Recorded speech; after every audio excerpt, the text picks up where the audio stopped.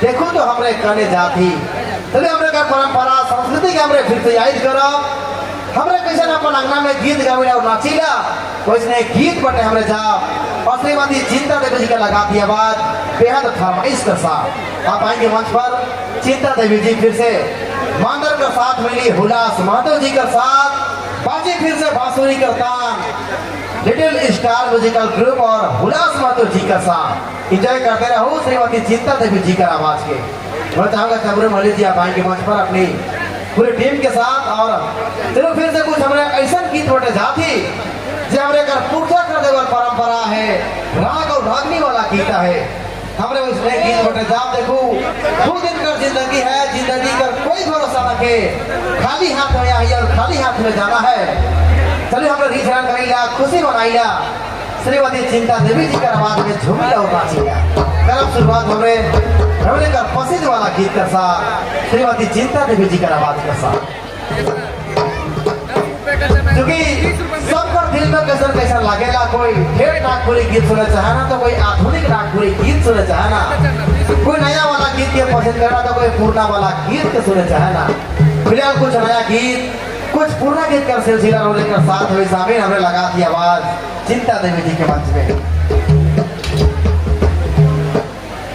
और फिलहाल मंच में आए हैं रोलेकर पसंदीदा कलाकार खूबसूरत और बेहतरीन से आवाजों की मलिका श्रीमती चिंता देवी जी हमने सुना इनका आवाज के एक बार प्यार से तालियां हो जाए इनके नाम प्यार से तालियां दोस्तों तालियां प्यार से यानी मीठा मीठा ताली के बजाई दो काले की जब रोलेकर मीठा मीठा ताली बजेला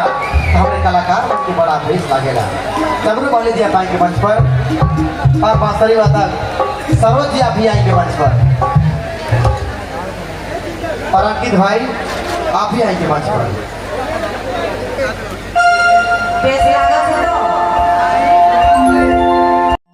निदा था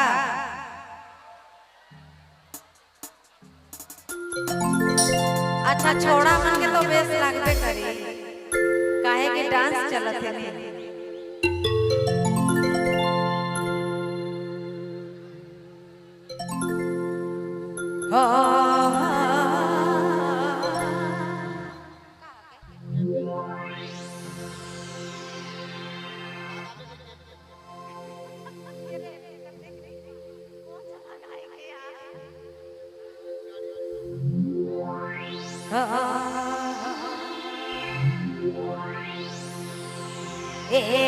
हर हर